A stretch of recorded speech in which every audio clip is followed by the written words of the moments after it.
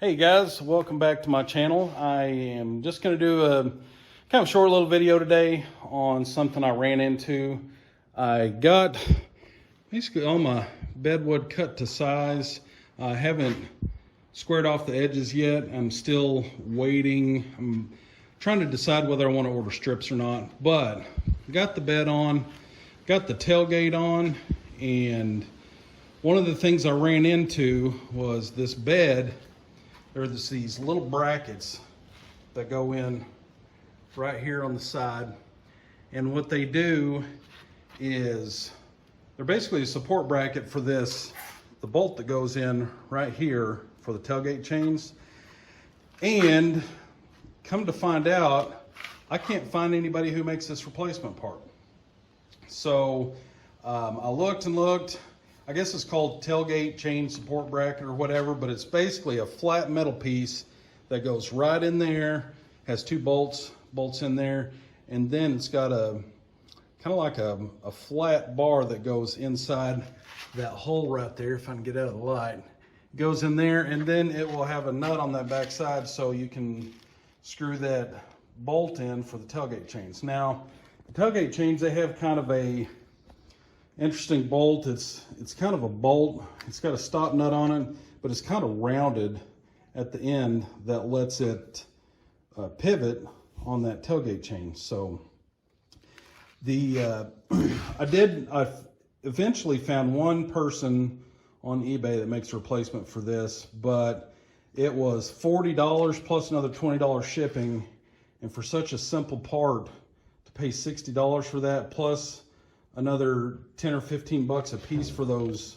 bolts, I'm not really interested in that, because this, like I said, I'm not going back, factory on all this stuff. I don't care if it looks just absolutely perfect or not. So what I'm doing is already started. I've got the other side done. I'll show you that here in a minute, but got some of this flat stock. It's 1 inch by 1/8 inch flat stock, and basically just mark those holes so it will fit up in there. And that spot that I've got marked there, I need to cut that out, and then I will put another piece of flat stock that I will weld to that, and it will go in behind that hole. I'll weld a nut to it, and then I'll get it all bolted together and then weld it in. Now, it'll be a captive nut, and I probably won't be able to take it out unless I cut the welds off these two brackets when they're put together, but that will accomplish what I want to do. So let me get this bracket pretty much fabricated, and I'll show you how I'm doing this. All right, I'm back. I got my two pieces fabricated here. I'll show you kind of what they look like. So I got the notch cut out. I know it's not beautiful, but it will do the trick. Then I've got the piece that is going to go up inside here. What I'm going to do is take my bolt here, run it through that, and then tack weld one of these nuts off this bolt onto here to make a captive nut. So whenever I get this all put together, then I can just run that bolt in, use the other nut as a lock nut.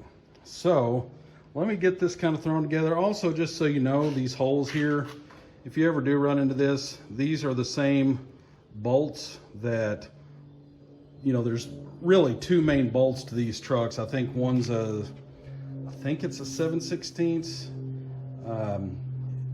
and the other's a half, something like that. But they're the bolts with the shoulders on them, and then they have the pointy tips. This uses that smaller bolt, same thread size that you would use for like your fenders that bolt on to the inner fenders and all kinds of stuff in through here. So let me get this bolted up. I'm going to tack weld that on there and kind of show you what that looks like when I get that done. Okay, so I got my piece here. You can see it's just that flat stock. Got that nut on there, if it'll focus. And you do, with these bolts, the bolts that I got anyway, they are fairly thick and they will not fit through this hole here easily. So what I did have to do was grind down the thickness of that nut after I got it welded on, and then I just went ahead and took a tap and ran it through there to clean up those threads. So really all I need to do now is grab my bolt and undo, slide that in there.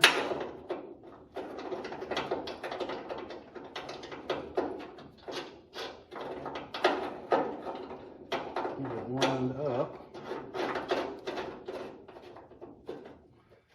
And that will kind of hold it there in place.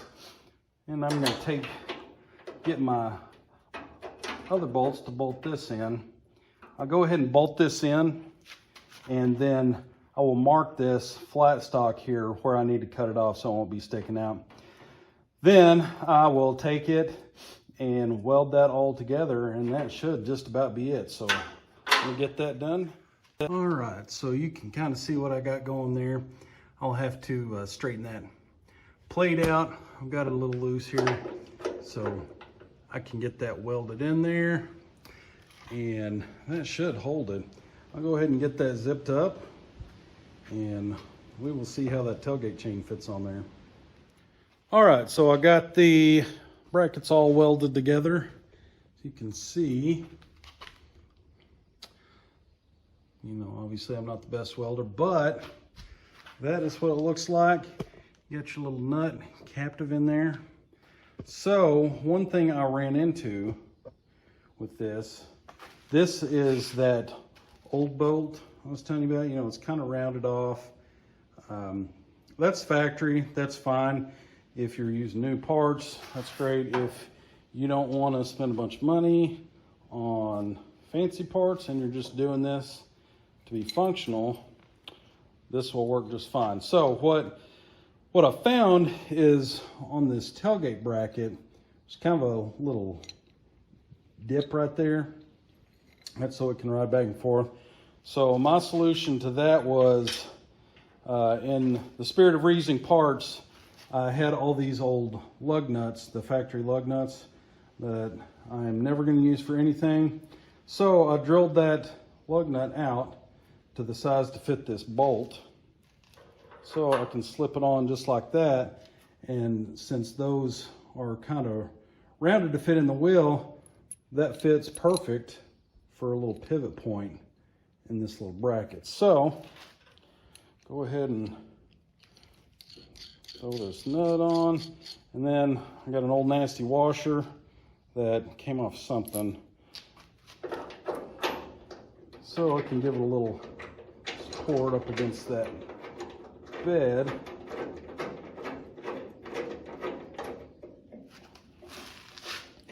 Don't want to tighten it up all the way, because then your little tailgate latch won't have room to pivot.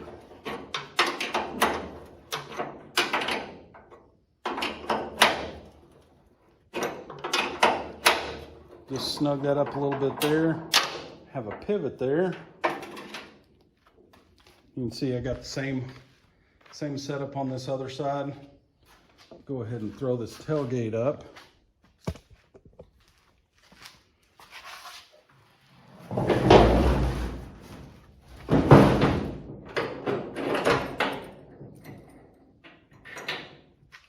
And just like that.